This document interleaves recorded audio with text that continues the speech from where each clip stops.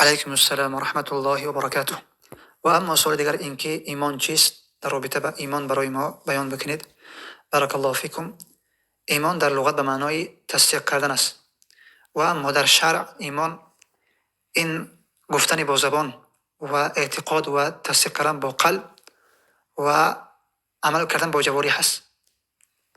و خلاصش همین است که آنچه که ایمان آن است که در قلب استقرار پیدا بکند و قلب رو اعتقاد بکند و عملها او را تصدیق بکنند و ثمرهاش در جوارح با انجام دادن اوامر الله عز و جل و هر آنچه که الله و رسول نهی کرده است از اونها اجتناب کردن و دوری کردن، ثمرهاش در عمل انسان دیده بشوند و این را میگن ایمان. و همچنین از عقیده اهل سنت و جماعت است که ایمان یزید بالطاعه و ینقص بالمعصیه.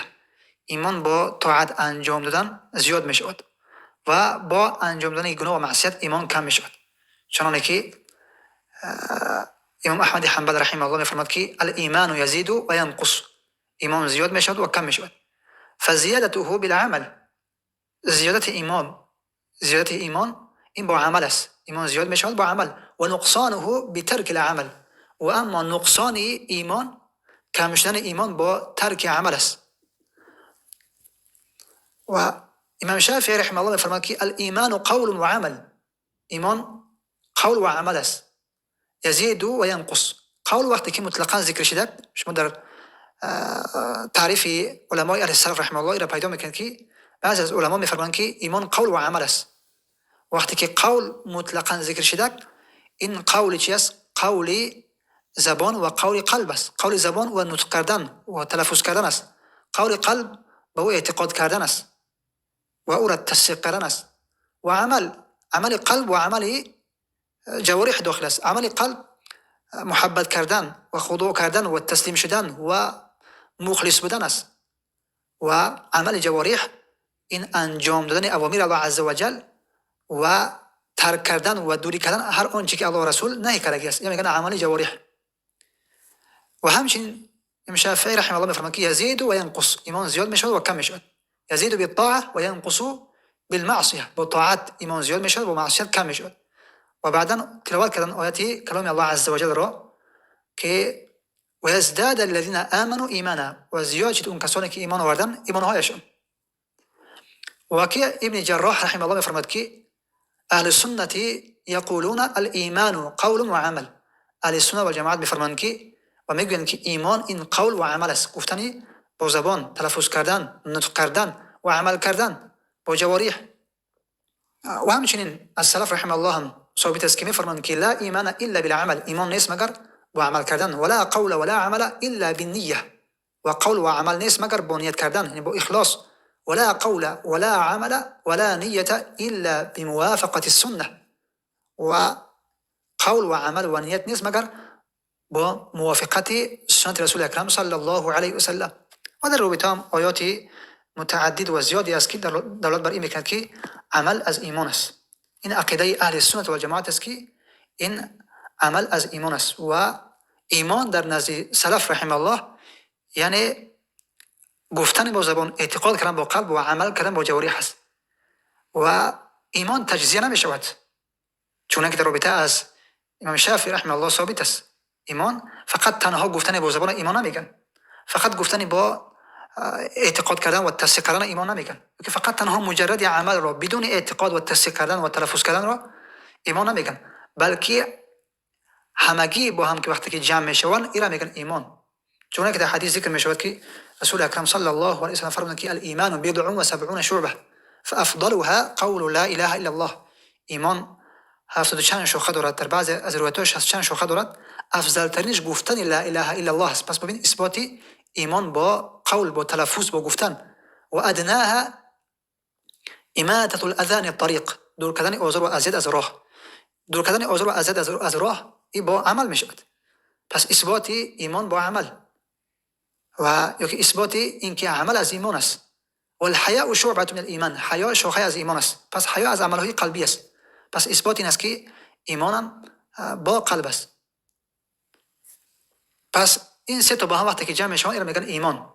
و البته در نزد اهل سنت و جماعت ایمان عمل تقسیم می شود. عملی است که از اصل ایمان است، عملی است که از واجبات ایمان است، عملی است که از مندوبات و مستحبات ایمان است، که اگر اصل ایمان ترک از اسلام خارج می شود. اگر که واجبات ترک کرد گناهگار می شود وقتی که مادامی که او را انکار نکند.